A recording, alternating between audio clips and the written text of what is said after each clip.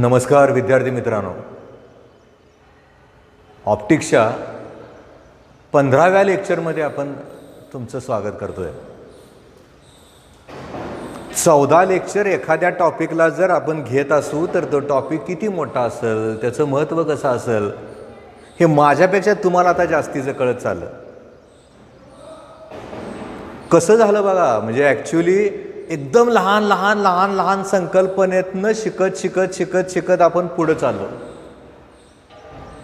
पुढं जाता जाता मग अनेक असणाऱ्या लहान लहान गोष्टींना वेगवेगळ्या पद्धतीनं बघत चाललो. मी काय म्हणतो नेहमी की बाबा अगदी सुरुवातीलाच आपण ते बघत चाललोय आणि बघता बघता थोडं जरा अवघड शिकल्यासारखं वाटायला लागलंय. वाटू द्या ना जरा, काय फरक नाही पडत. आपण सुरुवात तर याच पद्धतीनं करावं लागेल, त्याला पर्याय कुठला असू शकत नाही. कारण किती दिवस आपण असं सोपं शिकत राहणार आहे. कारण नीट आणि CET JEE द्यायची झाली तर हा सेक्शन अवघड जातो असं माझं वाक्य आहे, ते 100% सत्य आहे. मुळात फिजिक्स अवघड जातं, त्यात लाईट सेक्शन अवघड जातो. अशा परिस्थितीमध्ये आज आपण लेक्चर 15व्याकडे वळलोय आणि वळता वळता आपल्याला काय करायचं आहे तर या ठिकाणी तिथं असणाऱ्या त्या एका वेगळ्याच कॉन्सेप्टला बघायचं आहे. हे बघत असताना सुद्धा मी कसं सांगतोय तुम्हाला ते नीट बघत चला. पुस्तकातनं वाचू नका, कारण त्यातला बराच भाग डिलीट केला आता या वर्षीसाठी. पण त्यातली जी गरज आहे आपल्याला त्या आपल्याला आज बघायचं आहे. आणि तसं तिथं बघत असताना आर्टिकलचं नाव तर काय आहे? आर्टिकलचं नाव आहे लेन्स डिफेक्ट्स, भिंगातला दोष. ही जी संकल्पना आहे डिफेक्ट्स, याला अजून एका नावानं ओळखतात. ते जे नाव आहे त्याला म्हणतात ॲबरेशन्स. काय अवघड आहे याच्यामध्ये? फार मॅथमॅटिक्सकडे आपण वळायचंच नाही. याच्यामधले जे थिरॉटिकल कॉन्सेप्ट आहेत त्या कॉन्सेप्टला घेऊन आपल्याला याच्यामध्ये बघावं लागणार आहे. कारण याच्यानंतर अजून एकदा आपल्याला लेन्सकडे थोडं वळावंच लागणार आहे. त्यातलं जे आर्टिकल काढले त्याला बाजूला ठेवावं लागणार आहे, ते बाकीचं जे आहे ते घ्यावं लागेल. आणि असं इथं घेत असताना लेन्स डिफेक्ट्स म्हणजे काय? मग आरशाला असतात का? आरशाच्या डिफेक्ट्स आपण आता विचारच नाही करायचा. उगं पुस्तकामधलं ते फापट पसारा थोडं जे दिलंय ते तात्पुरतं बाजूला ठेवायचं. इथं काय करायचं आपल्याला? एक्झॅक्टली परीक्षार्थी व्हायचं आणि ते समजून घ्यायचं.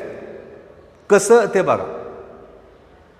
मुळात लेन्स डिफेक्टचा विचार करत असताना पहिल्यांदा आपण विचार करूयात त्या ठिकाणी तिथं असणाऱ्या 2 लेन्सचा.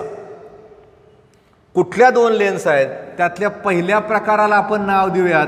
ते जे नाव आहे ते म्हणजे कॉन्व्हेक्स लेन्स, ज्याला आपण आता तात्पुरता आपण बायो कॉन्व्हेक्स लेन्स या नावानं ओळखूयात. आणि यातला दुसरा जो मुख्य प्रकार आहे तो म्हणजे कॉन्केव लेन्स. याला आपण आत्ता बायो कॉन्केव लेन्सच्या करस्पॉन्डिंग आपण बघूयात.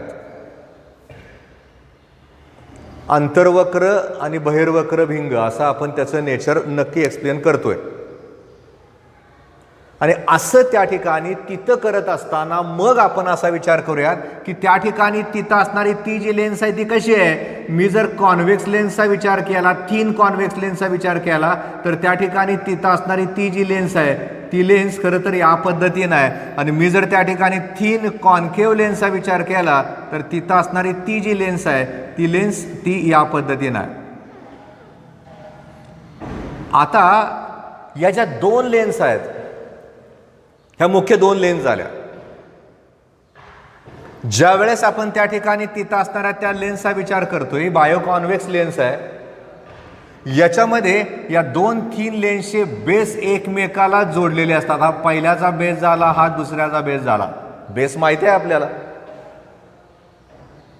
मुळात त्याचा आकार जरी असा असला तर त्या ठिकाणी तिथं असणारी ती जी लेन्स आहे ती दिसताना आपल्याला ही माझी पहिली लेन्स झाली, ही माझी दुसरी लेन्स झाली. 2-3 लेन्स बेस टू बेस जोडल्यानंतर जी कुठली लेन्स तयार होईल ती जी लेन्स आहे त्याला आपण नाव देऊयात तात्पुरतं bio convex lens, double convex lens किंवा कॉन्व्हेक्स लेन्स. इथं जर आपण बघितलं तर त्या ठिकाणी तिथं असणारी ती जी लेन्स आहे ती तयार होत असताना समजूया ती थिन आहे. हा पहिला भाग आहे आणि या ठिकाणी हा दुसरा भाग आहे. आणि या दोघाला आपण त्या ठिकाणी एकत्रित जोडले, याला व्हर्टेक्स म्हणतात. दोन असणाऱ्या त्या थीन लेन्सला व्हर्टेक्स एकमेकाला जोडल्यानंतर जी कुठली लेन्स तयार होईल ती जी लेन्स आहे ती म्हणजे त्या ठिकाणी तिथं झाली बायो कॉन्केव्ह लेन्स. व्हर्टेक्स कशाला म्हणतात हे मला वाटतंय तुम्हाला माहिती आहे. हा जर ट्रँगल असेल तर याला व्हर्टेक्स या नावानं ओळखतात. आणि हा खरं तर आता आपण बघितलं तर हा त्याचा बेस झाला आपल्या भाषेत. म्हणजे आता आपण काय लक्षात ठेवायचं, जर समजा त्या ठिकाणी तिथं असणाऱ्या थीन कॉन्व्हेक्स लेन्सचा विचार करायचा झाला तर त्यांचे बेस टू बेस जोडल्यानंतर जी कुठली लेन्स तयार होईल ती जी लेन्स आहे ती लेन्स झाली बायो कॉन्व्हेक्स लेन्स.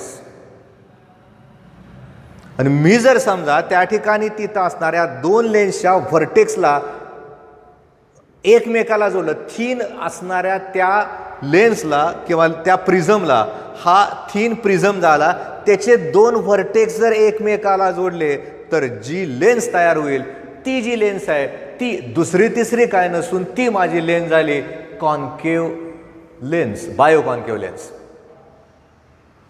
तुम्ही म्हणाल सर कशाला सांगताय आम्हाला, तुम्ही तर आर्टिकल वेगळं लिहिलंय, डिफेक्ट्स लिहिलंय. 100% या असणाऱ्या कॉन्सेप्टला आपल्याला इथं वापरावं लागेल. आणि तसं तिथं वापरलं जात असताना आता मात्र आपल्याला इथं वेगवेगळ्या पद्धतीनं विचार करत जायचा आहे. आणि तसा तो विचार इथं केला जात असताना मी काय करतोय, आता हे सगळं इथं लिहिलंय. सगळं लिहित असताना आता मी या ठिकाणी तिथं असणारा तो जो डिफेक्टचा भाग आहे त्याला मी आता सुरुवात करतोय. आणि डिफेक्ट्सला इथं सुरुवात करत असताना लक्षात ठेवायचं आहे, मी अगोदरच तुम्हाला सांगितले आपल्याला या ठिकाणी मी जसं सांगतोय त्या पद्धतीनं लक्षात ठेवावं लागेल, ती याची गरज आहे. कसं ते बघूयात. मी काय करतोय, फळ्याच्या एका भागाला यातलं पहिलं ॲबरेशन लिहितोय आणि फळ्याच्या दुसऱ्या भागाला याच्यामधलं दुसरं ॲबरेशन लिहितोय. तुम्ही पण तुमच्या कागदावर तसंच लिहून काढा ना. ज्यावेळेस आपण त्या ठिकाणी तिथं असणारा तो कागद त्या नोट्स तयार करतोय तशा त्या नोट्स तिथं तयार केल्या जात असताना त्या ज्या नोट्स आहेत त्या नोट्सवर 100% व्यवस्थित लिहून घ्या. ते लिहिलं तर जास्तीचं कळतं. मग आपण आता विचार करूयात की बाबा त्या ठिकाणी तिथं असणारी ती जी लेन्स आहे त्याला दोन डिफेक्ट्समध्ये रूपांतर करायचं आहे. त्याच्यातले दोन मुख्य दोष आपल्याला सांगायचे आहेत. कुठले दोन मुख्य दोष आहेत? एकाला म्हणतात, जे नाव दिलं जातं ते जे नाव आहे ते म्हणजे क्रोमॅटिक ॲबरेशन, आणि दुसऱ्याला जे नाव दिलं जातं ते जे नाव आहे ते म्हणजे स्पेरिकल ॲबरेशन. परत एकदा मी तुम्हाला सांगतोय, ॲबरेशन हे नाव आहे ते डिफेक्ट्सला दुसरं नाव दिलं जातं. आणि इथं पण त्या ठिकाणी त्याला डिफेक्ट्स म्हणा किंवा ॲबरेशन म्हणा काय फरक नाही पडत. आपण त्या ठिकाणी तिथं असणाऱ्या त्या फळ्याला दोन भागामध्ये विभागत असताना या पद्धतीनं ती डिस्ट्रीब्युशन करून टाकलं. आता आपण डोक्यात ठेवलं की बाबा विचार करताना आपल्याला दोन्ही प्रकारच्या लेन्सचा विचार करायचा आहे, लेन्सचाच विचार करायचा आहे, ॲबरेशनचा विचार करायचा आहे. ॲबरेशन म्हणजे डिफेक्ट्स असतं, त्यामुळे इथं विचार करताना स्पेरिकल ॲबरेशन झालं, इथं विचार करताना क्रोमॅटिक ॲबरेशन झालं. आता पुढं काय? क्रोमॅटिक ही जी संकल्पना ती कशी आहे? मुळात खरं तर मगाशी आपण काय म्हणलं होतं की प्रिझम असल्यासारखे आहे ते. दोन base to base thin prism जोडल्यानंतर जर कॉन्व्हेक्स लेन्स होत असेल, दोन thin prism vertex to vertex जोडल्यानंतर जर कॉन्केव्ह लेन्स होत असेल, त्याच्यामधल्या डिफेक्टचा विचार मला जर करायचा झाला तर तसा विचार तिथं केला जात असताना पहिल्यांदा आपण त्या ठिकाणी तिथं असणाऱ्या त्या कॉन्व्हेक्स लेन्सचा विचार करूयात. आणि कॉन्व्हेक्स लेन्सचा विचार करताना समजूयात आपण या ठिकाणी इथं असणारी ही कॉन्व्हेक्स लेन्स आहे. या कॉन्व्हेक्स लेन्सचा विचार करताना हा त्याचा प्रिन्सिपल पेन आहे आणि हा त्याचा ऑप्टिकल सेंटर आहे. आता येतं आपल्याला, येतच मला माहीत आहे. याचा विचार या पद्धतीनं करत असताना याच्यावर मी जर समजा या पद्धतीनं त्या ठिकाणी तिथं असणारा तो जो लाईट आहे तो जर पॉलिक्रोमॅटिक टाकला, पॉलिक्रोमॅटिक म्हणजे तुम्हाला माहिती आहे it is a mixture of 7 colours. 7 रंग मिक्स असणारा जर प्रकाश किरण इन्सिडंट रे म्हणून त्या ठिकाणी आपण टाकला, तो पॉलिक्रोमॅटिक आहे. घडायला कसं पाहिजे आहे, त्याचा एकच स्पॉट मला त्या ठिकाणी तिथं असणाऱ्या प्रिन्सिपल ॲक्सिसवर मिळायला पाहिजे आहे, पण तसं तिथं घडत नाही. तो त्याच्यामध्ये असणारा डिफेक्ट आहे. काय होतं, आतमध्ये गेल्यानंतर प्रिझमसारखं काम सुरू झालं. प्रिझमसारखं काम सुरू होत असताना त्या ठिकाणी एक नक्की माहिती आहे, डेव्हिएशनचा विचार करायचा झाला तर व्हायोलेट कलरचं डेव्हिएशन जास्तीच आहे, रेड कलरचं डेव्हिएशन कमीच आहे. घडतं कसं, तर त्या ठिकाणी तिथं असणारा तो जो प्रकाश आहे, तो प्रकाश या पद्धतीनं या ठिकाणी एकत्रित येतो. हा खरं तर जर नीट बघितला तर याला आपण नाव देऊयात व्हायोलेट. व्हायोलेट रेज जे आहेत ते खरं तर त्या ठिकाणी तिथं असणाऱ्या प्रिन्सिपल ॲक्सिसवर इथं एकत्रित येतात. आणि आपण जर समजा त्या ठिकाणी तिथं असणाऱ्या त्या रेडचा विचार केला तर हे जे रेड कलरचे रेज आहेत ते या ठिकाणी इथं एकत्रित येतात. रेड कलरचं डेव्हिएशन तुलनेनं व्हायोलेटपेक्षा कमी आहे. बाकीचे कलर्समध्ये आहेत. आपण आत्ता विचार करत असताना त्या ठिकाणी तिथं असणाऱ्या 2 एक्स्ट्रीम कलरचा विचार करतोय. त्यातला पहिला जो कलर आहे तो व्हायोलेट आहे, दुसरा जो कलर आहे तो रेड आहे. हा समजा रेड आहे, हा समजा व्हायोलेट आहे. आणि आपण जर नीट बघितलं तर त्या ठिकाणी तिथं असणाऱ्या रेड, कारण दोघांच्या रिफ्रॅक्टिव्ह इंडेक्समध्ये बदल आहे, दोघांचं डेव्हिएशन वेगवेगळं आहे. तुलनेनं रेड कलरचं जे डेव्हिएशन आहे ते कमी आहे, पण ॲक्च्युली प्रिन्सिपल ॲक्सिसचा विचार केला तर ते जे रेज आहेत ते लांब अंतरावर एकत्रित येतात. आणि व्हायोलेटचा विचार केला तर ते जवळ अंतरावर एकत्रित येतात. म्हणजे इथं ते एकत्रित येतील, इथं ते एकत्रित येतील. आपल्याला असे आडवी वेगवेगळ्या कलरची इमेज बघायला मिळेल. That is the defect, that is the aberration. हा दोष झाला त्या ठिकाणी तिथं असणाऱ्या त्या लेन्सच्या बाबतीत. म्हणजे मला आता असं वाटलं की त्या ठिकाणी तिथं असणाऱ्या त्या कॉन्केव्ह लेन्सचा विचार करूयात. आणि तिथं असणारी ती जी कॉन्केव्ह लेन्स आहे, मग त्याच्या बाबतीत कसं घडतं ते पण मला बघायचं झालं तर या कॉन्केव्ह लेन्सवर जर समजा या पद्धतीनं त्या ठिकाणी तिथं असणारा पॉलिक्रोमॅटिक लाईट बाहेर इन्सिडंट झाला, तर तो इन्सिडंट होत असताना मग इथं कुठंतरी व्हायोलेट रेज एकत्रित येतात. आणि या ठिकाणी इथं असणारे हे जे रेड रेज आहेत ते इथं एकत्रित आल्यासारखे भासतात. याचा अर्थ असा झाला, याच्या बाबतीत पण आपण विचार करू शकतो. आणि असा विचार इथं केला जात असताना हे खरं तर त्या ठिकाणी तिथं असणारे डिफेक्ट झाले. हा माझा FV झाला आणि हा माझा FR झाला. कुठल्या लेन्ससाठी झालं हे? कॉन्केव्हसाठी झालं. नीट बघा कसं घडतंय ते. कॉलेजच्या परीक्षेत विचारतील न विचारतील वेगळा भाग झाला, कारण इतकं असं फारसं विचारत नाहीत असल्या कॉन्सेप्टला. मुळात ते तुमच्या असणाऱ्या नवीन सिलेबसमधनं, 11वीच्या बदललेल्या सिलेबसमधनं आणि बदललेल्या पुन्हा बदललेल्या म्हणजे जो डिलीट केला आहे त्याच्यामध्ये याच्यावर जास्त त्यांनी कॉन्सन्ट्रेट केलेलंच नाही. पण मला तुम्हाला काय करायचं, इतकं अज्ञानात नाही ठेवायचं. मला तुम्हाला त्या बेसिक कॉन्सेप्टपर्यंत घेऊन जायचं आहे. त्यामुळे मला जर समजा त्या ठिकाणी तिथं असणाऱ्या बेसिक कॉन्सेप्टपर्यंत घेऊन द्यायचं झालं तर मी विचार केला तर या ठिकाणी इथं व्हायोलेट रेज एकत्रित आलेत, इथं रेड एकत्रित आलेत, इथं सुद्धा व्हायोलेट अलीकडं आलेत, इथं रेज अलीकडं आल्यासारखे बसले. त्यामुळे आपण जर या ठिकाणी तिथं असणाऱ्या त्या रेजचा विचार केला तर तसे ते जे रेज आहेत, म्हणजे याचा विचार करायचा झाला तर हे माझे रेड झाले आणि या ठिकाणी इथं असणारे व्हायोलेट झाले. डायग्रॅमचा अर्थ समजून घ्या. नुसत्या डायग्रॅमचा अर्थ समजून घेण्यापेक्षा त्या ठिकाणी तिथं असणारी ती जी लेन्स आहे त्याच्यामधले डिफेक्ट्स पण समजून घ्या. आपण ज्या वेळेस त्या ठिकाणी तिथं असणाऱ्या त्या लेन्सचा विचार करतोय, अशा लेन्सचा तिथं विचार करत असताना त्याच्यामध्ये येणारे जे डिफेक्ट्स आहेत ते डिफेक्ट्स नक्की आपल्याला विचारात घ्यावे लागतील. आणि अशा डिफेक्ट्सचा विचार करताना पहिल्यांदा लक्षात ठेवायचं आहे, आपण विचार करतोय लेन्सचा विचार करताना डिफेक्ट्स 2 आहेत. एक पहिला जो प्रकार आहे तो म्हणजे क्रोमॅटिक डिफेक्ट्स किंवा ॲबरेशन, आणि दुसरा जो प्रकार आहे तो म्हणजे स्पेरिकल डिफेक्ट्स किंवा ॲबरेशन. ज्यावेळेस आपण क्रोमॅटिक ॲबरेशनचा विचार करतोय त्यावेळेस नक्की लक्षात ठेवायचं आहे, याचा विचार इथं केला जात असताना 100% आपण तिथं असणारी ती जी लेन्स आहे त्याच्यावर जर समजा पॉलिक्रोमॅटिक लाईट पाडले म्हणजे सूर्याचा प्रकाश किंवा पांढरा प्रकाश,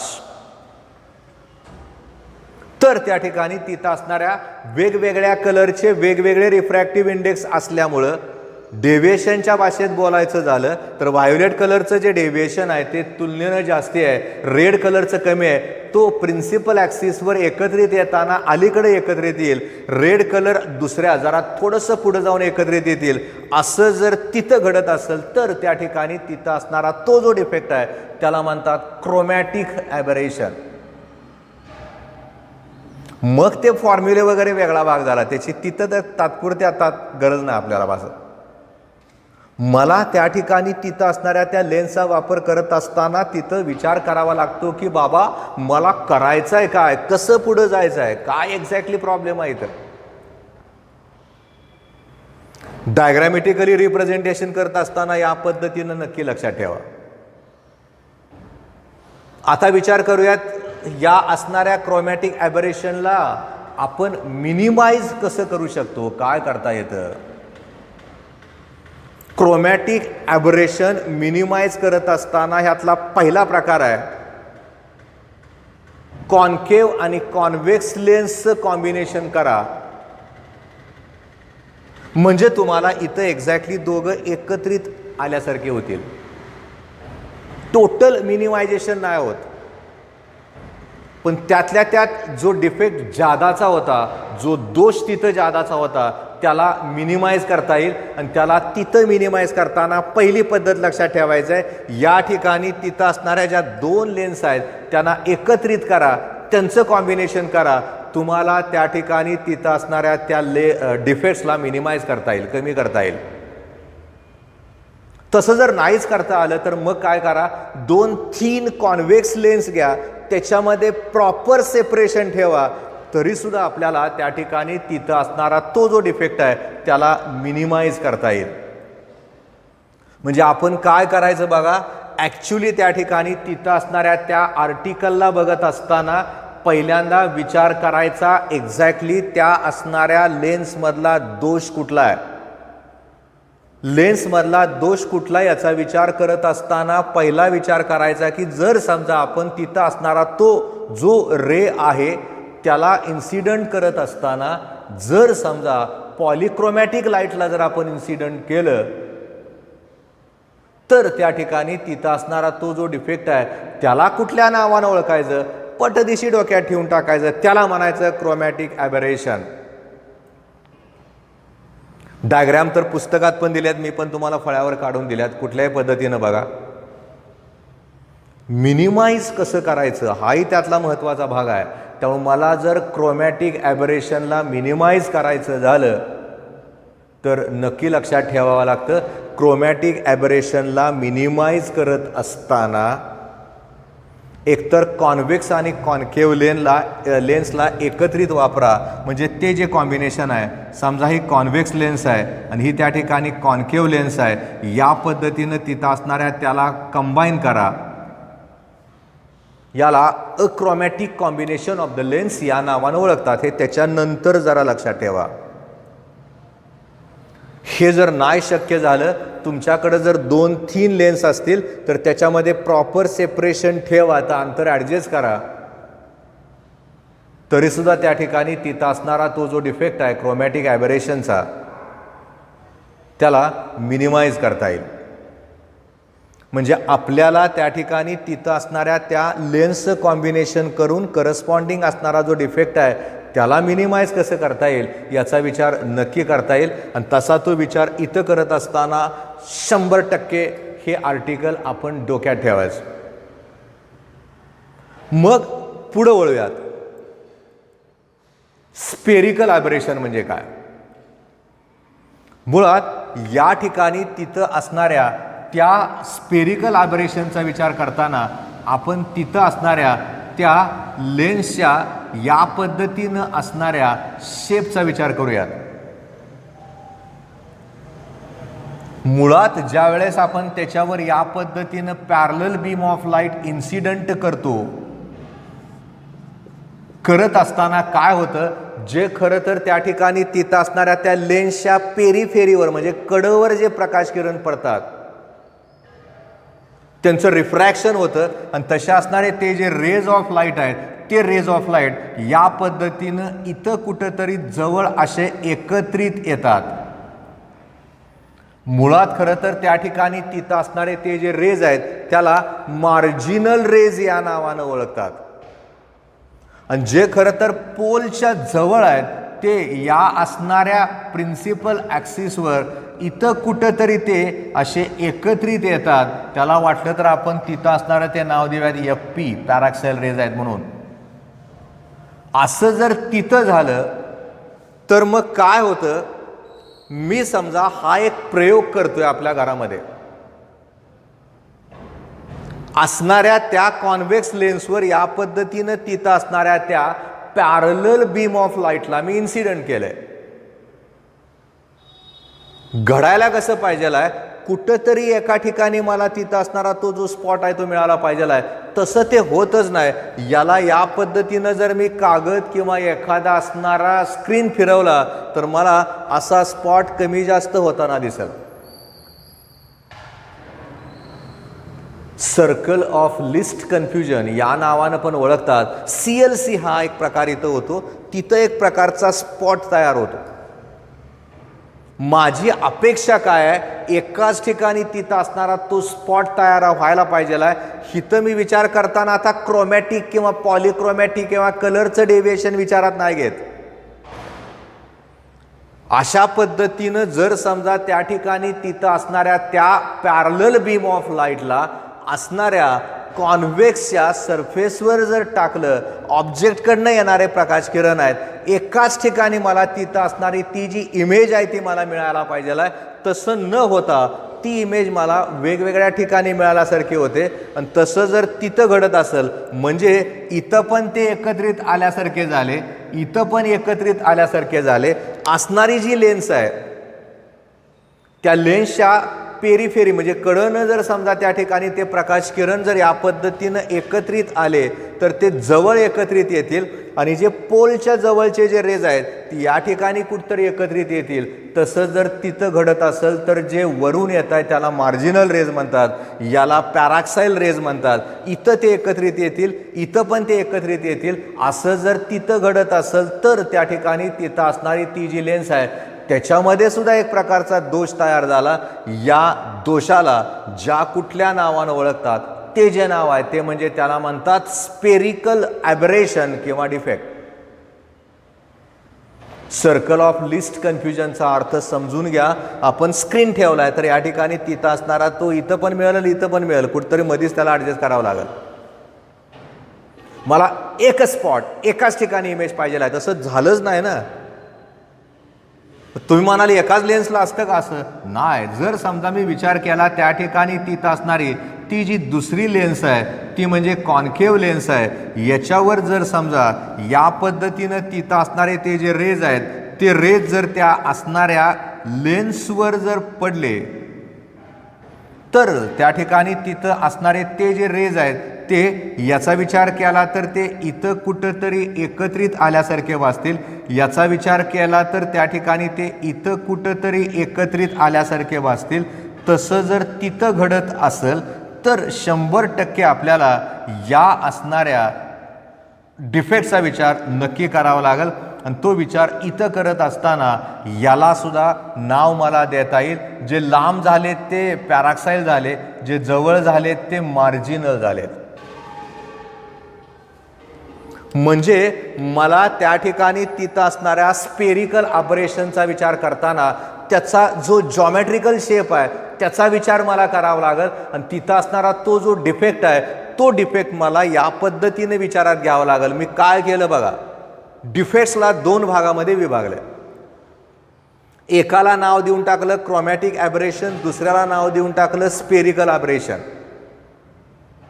पॉलिक्रोमॅटिक रेच्या करस्पॉन्डिंग असणारं जे ॲबरेशन आहे ते क्रोमॅटिक झालं आणि करस्पॉन्डिंग असणारा जो रे आहे तो मोनोक्रोमॅटिक असेल. पण actually parallel beam of light जर समजा एखाद्या ठिकाणी एखाद्या लेन्सच्या एखाद्या सरफेसवर टाकला तर इथं एकत्रित येतील, इथं पण एकत्रित येतील. जे असणाऱ्या पोलच्या जवळ पडणारे समांतर प्रकाश किरण आहेत ते दूरवर एकत्रित येतील. आणि जे खरं तर त्या ठिकाणी असणाऱ्या कर्वेचरच्या म्हणजे तिथं असणारा त्याचा जो सर्कम्फरन्स आहे किंवा पेरिफेरी आहे त्याच्यावरनं एकत्रित येताना ते जवळ एकत्रित येतील.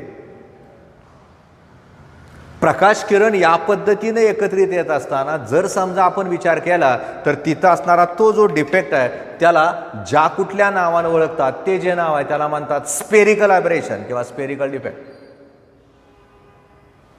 मग आपण काय केलं, ह्या पण डिफेक्ट बघितला जो करस्पॉन्डिंग असणाऱ्या पॅरलल बीम ऑफ लाईटचा आहे, जॉमेट्रिकल शेपचा आहे, याचा विचार केला तर पॉलिक्रोमॅटिक लाईटचा आहे, कलरच्या करस्पॉन्डिंग आहे, इथं कलर्ड इमेज आपल्याला बघायला मिळेल. याला मिनिमाइज करताना आपण ठरवलं की बाबा जर समजा त्या ठिकाणी तिथं असणाऱ्या दोन लेन्स एकत्रित वापरल्या, कुठली कॉन्व्हेक्स आणि कॉन्केव्ह, त्याला achromatic combination of the lens म्हणतात, हे डोक्यात ठेवलंय आपण. आणि तिथं असणारा तो जो डिफेक्ट आहे त्याला या कॉम्बिनेशनचा वापर करून मिनिमाइज करता येईल. जर समजा आपण तिथं असणाऱ्या दोन थिन कॉन्व्हेक्स लेन्स वापरल्या, त्यात एक प्रॉपर डिस्टन्स ठेवलं तरी याला मिनिमाइज करता येईल. आता प्रश्न असा झाला, मी जर समजा स्पेरिकल अबरेशनचा विचार करून त्याला त्या डिफेक्ट्सला मिनिमाइज करायचं ठरवलं तर मग तिथं असणारं ते जे स्पेरिकल अबरेशन आहे त्या डिफेक्ट्सला मिनिमाइज कसं करता येईल हाही भाग मला इथं बघावा लागेल.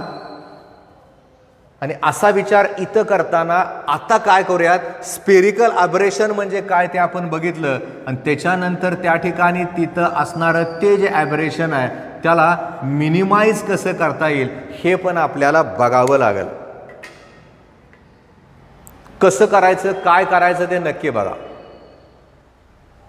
एक पहिल्यांदा लक्षात ठेवायच्यातली पहिली पद्धत आहे ती म्हणजे तुम्ही त्या ठिकाणी तिथं असणारे प्लेनो कॉन्व्हेक्स किंवा प्लेनो कॉन्केव्ह लेन्सचा वापर करा आणि करस्पॉन्डिंग असणारा जो दोष आहे किंवा डिफेक्ट्स आहे किंवा ॲबरेशन आहे त्याला मिनिमाइज करा. प्लेनो म्हणजे काय, समजा मी आता त्या ठिकाणी तिथं असणारी ती जी लेन्स आहे ती या पद्धतीनं दाखवली तर मला त्या ठिकाणी तिथं असणारी ती जी लेन्स आहे त्याला प्लेनो कॉन्व्हेक्स लेन्स म्हणता येईल. एक बाजू प्लेन, एक बाजू कॉन्व्हेक्स. ॲक्च्युली त्या ठिकाणी जर समजा मी तिथं असणारी ती जी लेन्स आहे ती जर या पद्धतीनं वापरली तर तिथं असणारी ती जी लेन्स आहे ती माझी प्लेनो कॉन्केव्ह झाली. म्हणजे इथं जर बघितलं तर त्या ठिकाणी तिथं असणारी ती जी लेन्स आहे ती प्लेनो कॉन्केव्ह झाली. इथं जर बघितलं तर त्या ठिकाणी तिथं असणारी ती जी लेन्स आहे ती प्लेनो कॉन्व्हेक्स झाली. इन्सिडंट रे ज्या ठिकाणी आपण टाकतोय त्या ऑब्जेक्टकडनं येणार आहे ते मात्र नक्की लक्षात ठेवा, कॉन्केव्ह किंवा कॉन्व्हेक्स पार्ट त्या असणाऱ्या इन्सिडंट रेकडे ठेवा. म्हणजे आपल्याला तिथं असणारा तो जो डिफेक्ट आहे त्या डिफेक्टला मिनिमाइज करता येईल. म्हणजे आपण ज्या वेळेस या पद्धतीनं तिथं असणाऱ्या त्या कॉम्बिनेशनचा विचार करतोय त्या कॉम्बिनेशनचा विचार करून आपल्याला तिथं असणारा तो जो डिफेक्ट आहे त्याला मिनिमाइज करता येऊ शकतं. आणि तसं त्याला मिनिमाइज करताना लक्षात ठेवायच्यातला पहिला प्रकार, पहिली पद्धत म्हणजे तिथं कॉम्बिनेशन आहे तर कॉम्बिनेशन नाही, आपण विचार करताना ती लेन्सच अशी तयार करायची, एक बाजू प्लेन एक बाजू कॉन्व्हेक्स किंवा एक बाजू प्लेन एक बाजू कॉन्केव्ह. ठेवताना कसं ठेवायचं, जे रेस त्याच्याकडे पडणार आहेत ते कॉन्केव्ह किंवा कॉन्व्हेक्स पार्टकडे त्याचं तोंड करा, म्हणजे इन्सिडंट रेकडे करा. मग तुम्हाला त्या ठिकाणी तिथं असणारा तो जो डिफेक्ट आहे त्याला मिनिमाइज करता येईल. हा झाला पहिला प्रकार. मला जर समजा त्या ठिकाणी तिथं असणाऱ्या दुसऱ्या याच्यामधल्या अरेंजमेंटचा विचार करायचा झाला तर मग तिथं असणारी ती जी अरेंजमेंट आहे ती अरेंजमेंट मला कशी करायची आहे. इथं नक्की लक्षात ठेवा, आपण ज्यावेळेस या पद्धतीनं तिथं असणाऱ्या थीन कॉन्व्हेक्स लेन्सचा विचार करतोय, दोन थीन कॉन्व्हेक्स लेन्स या पद्धतीनं वापरा. दोघांच्या वेगवेगळ्या फोकल लेंथ घ्या. फोकल लेंथ म्हणजे काय ते आपण खास वेगळं करून बघितलंय. दोन थीन कॉन्व्हेक्स लेन्स घ्या, दोघांच्या फोकल लेंथ घ्या आणि असं अंतर त्यातलं ठेवा की ते जे अंतर आहे ते अंतर ठेवत असताना दोघांच्या फोकल लेंथ मधला जो फरक आहे तो फरक त्या अंतरा एवढा येईल. दोन कॉन्व्हेक्स लेन्सचा विचार करत असताना त्याच्यामध्ये असणाऱ्या फोकल लेंथ मधला डिफरन्स डिस्टन्स एवढा तिथं येऊ द्याल आणि हे करत असताना ज्या रेजला तुम्हाला याच्यावर इन्सिडंट करायचा आहे त्याचा विचार करताना लक्षात ठेवायचा आहे, समजा F1 ची किंमत F2 पेक्षा जास्ती आहे, F1 ची किंमत F2 पेक्षा जास्ती आहे, तर F1 ला अगोदर ठेवा, अगोदर या अर्थानं ठेवा जे कुठले रेस त्याच्या दिशेनं जाणार आहेत, पडणार आहेत, तो ऑब्जेक्ट आहे. पहिली लेन्स माझी त्या ठिकाणी जादा फोकल लेंथची असेल, दुसरी लेंथ कमी फोकल लेंथची असेल, दोघांमधला फरक त्यातल्या अंतरा एवढा असेल, तर मला त्या ठिकाणी तिथं असणारं ते जे स्पेरिकल अबरेशन आहे त्याला मिनिमाइज करता येईल. दोन पद्धती मी आता तुम्हाला सांगितल्या. ॲबरेशन म्हणजे काय ते तुम्हाला मी सांगितलंय. पहिल्या पद्धतीमध्ये विचार करत असताना लक्षात ठेवायचं आहे, एकतर प्लेनो कॉन्व्हेक्स लेन्सचा वापर करा, नसल तर प्लेनो कॉन्केव लेन्सचा वापर करा. करत असताना कॉन्व्हेक्स किंवा कॉन्व्हेक्स पार्ट जो त्या कॉन्केव पार्ट जो त्या लेन्स आहे तो असणाऱ्या इन्सिडंट रेजकडे ठेवा. दुसरी पद्धत आपण बघितली, आपल्याकडे जर दोन थिन कॉन्व्हेक्स लेन्स असतील, दोघांच्या वेगवेगळ्या फोकल लेंथ आहेत, दोन फोकल लेंथला फरक असा ॲडजस्ट करा की जेणेकरून तिथं असणारा तो जो डिफरंट आहे तो डिस्टन्स एवढा येईल, ज्याची फोकल लेंथ जास्ती आहे त्याला पहिल्यांदा ठेवा, म्हणजे त्या ठिकाणी तिथं असणारा तो जो भाग आहे याच्यामध्ये आपल्याला स्पेरिकल अब्रेशनला मिनिमाइज करता येईल. मी जर आता विचार केला त्या ठिकाणी तिथं असणाऱ्या यातल्या मिनिमायझेशनच्या तिसऱ्या प्रकाराचा, तिसऱ्या भागाचा, तर मग मला त्या ठिकाणी तिथं असणारा तो जो प्रकार आहे तो काय करावा लागतो.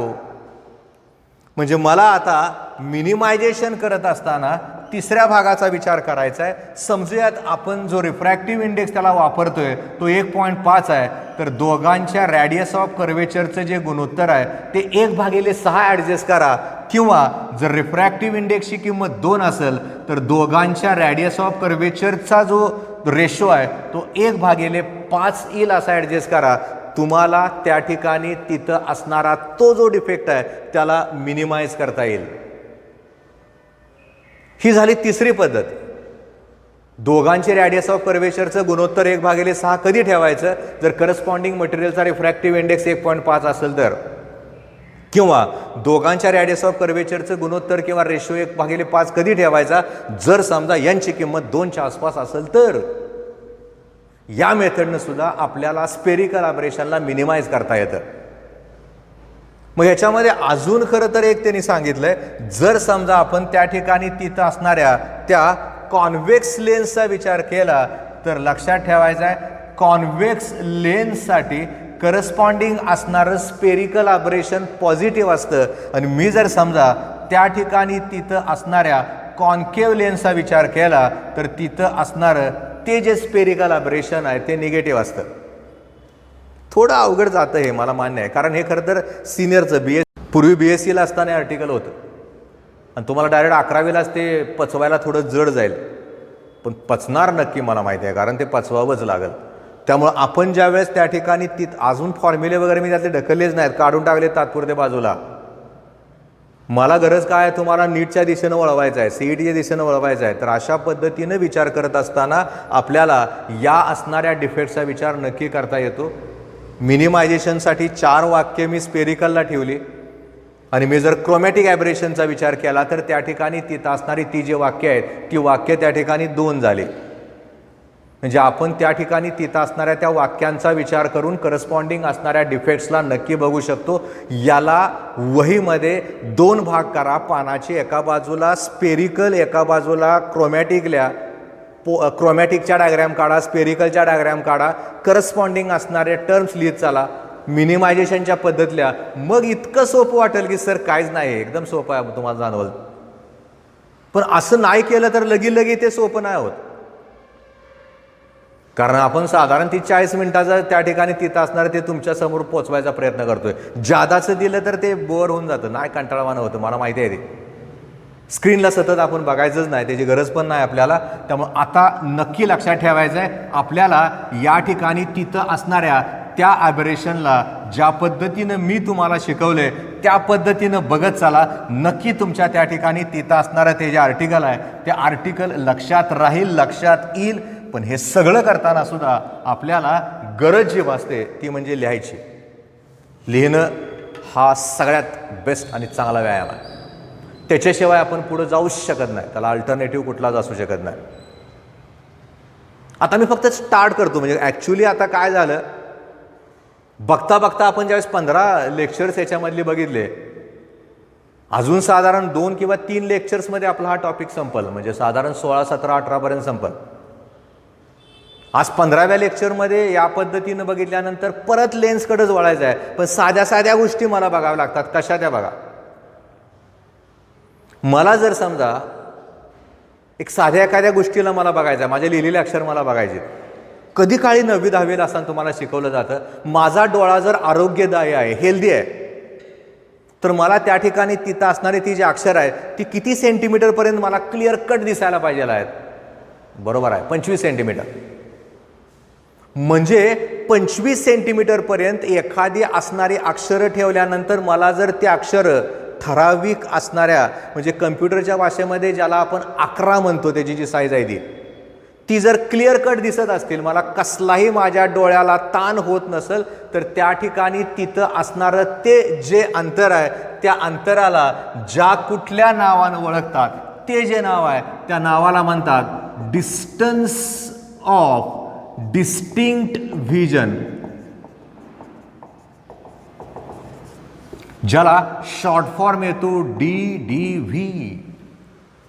म्हणजे आपल्याला DDV हे अंतर 25 सेंटीमीटर असतं हे नक्की माहिती आहे. पण आजकाल जर आपण बघितलं तर जवळजवळ 50 ते 40% जणांचे डोळे खराब झालेत. कम्प्युटर असेल, मोबाईल असेल. आता तर तुम्हाला मोबाईल वापरावाच लागतो, त्याला पर्यायच असू शकत नाही. मोबाईल शिवाय शाळा होती, आता मोबाईल सहित शाळा झाली. मोबाईल शिवाय जमत नाही, मोबाईल सहित बघावं लागते. बघता बघता डोळ्याला त्रास होतो. हे सगळं जरी मान्य केलं तरी सुद्धा एवढं 20 वर्ष आपल्याला आता थोडं ह्यातनं काढावं लागेल, त्याला पर्याय नाही असू शकत. म्हणजे मला साधारण जी नॉर्मल साईज आहे ती किती असायला पाहिजे आहे ते मी तुम्हाला आता सांगितलं. The minimum distance between unaided eye and the object so that object can be clearly seen without causing strain to the eye is called as distance of distinct vision. हे वाक्य पुस्तकात दिलंय का? नाही दिलेलं. अरे पण ते मला माहिती पाहिजे ना, कारण मला ते वापरायचं आहे बऱ्याच ठिकाणी. प्रत्येक गोष्ट पुस्तकातल्या असेल असं नाही, त्याच्यामध्ये आपण आपल्या पद्धतीनं बघू शकतो. म्हणजे आपल्याला या ठिकाणी विचार करावा लागेल डिस्टन्स ऑफ डिस्टिंक्ट व्हिजनचा, त्याच्यातल्या वाक्याचा. आणि त्या ठिकाणी तिथं असणारं ते वाक्य तयार करताना वाक्य रिपीट करतोय, वाक्य नीट ऐका, कळतं तुम्हाला. आता तुम्ही इंग्लिशला पण थोडं थोडं वेल नोन होत चालला. कसं केलं बघा. The minimum distance between unaided eye and the object. अनएडेडचा अर्थ काय झाला, डोळ्यावर मी चष्मा वापरलेला नाही, कुठली लेन्स वापरलेली नाही, साधा आहे असा डोळा. ऑब्जेक्ट म्हणजे समजत माझा हात किंवा एखादा अक्षर. distance between object and unaided eye so that the object can clearly seen, स्वच्छ आणि व्यवस्थित दिसेल, without causing strain to the eye. माझ्या डोळ्याला कसल्याही प्रकारचा ताण न पडता मी जर समजा त्या ठिकाणी तिथं असणाऱ्या त्या ऑब्जेक्टला क्लिअर बघू शकत असेल, स्पष्ट बघू शकत असेल, तर तिथं असणारं ते जे अंतर आहे त्याला म्हणतात डिस्टन्स ऑफ डिस्टिंक्ट व्हिजन. पण हे शक्य नाही ना होत. मला वाटलं माझ्या आयुष्यात पुढं काय होईल म्हणून मी एखाद्या ज्योतिषाकडे गेलो. ज्योतिषाला जाताना तो काय म्हणत की सर तुमचा हात मला दाखवा. हात दाखवताना मग आपल्याला काय करावं लागतं किंवा त्या ज्योतिषाला काय करावं लागेल, हातावरच्या बारीक बारीक रेषा बघाव्या लागतात. कारण प्रत्येकाच्या हातावरच्या रेषा वेगळ्या असतात. का माहीत नाही, पण कुठल्याच व्यक्तीच्या हातावरची रेषा दुसऱ्या कुठल्याच व्यक्तीच्या हाताच्या रेषेसारखी नसते. एवढंच नाही, कुठलाचा आवाज वेगवेगळा असतो, डोळ्याचा आकार वेगळा असतो, डोळ्याची त्या ठिकाणी रॅटिनाची मुवमेंट वेगवेगळी असते, चालणं वेगळं असतं, शरीरयष्टी वेगळी आहे, प्रत्येकाचं वेगळं आहे. का नाही माहिती, पण आहे. मग त्याला जर बारक्या बारक्या रेषा जर त्याला बघायच्या झाल्या तर तशा त्या रेषा बघत असताना त्याला त्याच्या नुसत्या असणाऱ्या डोळ्यानं त्या रेषा दिसतील का? आपल्याला तर कुठे दिसतात सगळ्या बारक्या रेषा? आपला डोळा आरोग्यदायी असून सुद्धा नाही दिसत. अशा वेळेस त्याला काय करावं लागतं? कुठल्या ना कुठल्या ऑप्टिकल इन्स्ट्रुमेंटचा वापर करावा लागतो. मग तो कुठलं ऑप्टिकल इन्स्ट्रुमेंट वापरतो? मोबाईल रिपेअर करतोय, घड्याळ रिपेअर करतोय, त्याला समजा त्याचं वय झालेलं असेल किंवा बारीक बारीक आहेत ना घड्याळामधले पार्ट्स, व्हील्स आहेत, मग त्याला दिसत नाही ना नुसत्या डोळ्यानं. त्या डोळ्यासमोर एक लहानसा असा इन्स्ट्रुमेंट असतं. कुठलं इन्स्ट्रुमेंट असतं? ज्वेलरी करणार आहे, त्याला सोन्यापासून तारापासून वेगवेगळे इन्स्ट्रुमेंट्स, वेगवेगळे दागिने तयार करायचे आहेत, मग त्याला पण इन्स्ट्रुमेंट वापरावं लागेल. ती कशी वापरायची, ते कसं तयार केलं जातं, त्याच्याविषयी कुठल्या गोष्टी आहेत आज नाही मी सांगत. उद्याच्या लेक्चरला आपण याच्याविषयी बोलतोय, बघतोय. त्यामुळे आज या ठिकाणी आपण इथंच थांबतोय. पुन्हा भेटूया पुढच्या लेक्चरमध्ये, म्हणजेच ऑप्टिक्सच्या 16व्या लेक्चरमध्ये. धन्यवाद.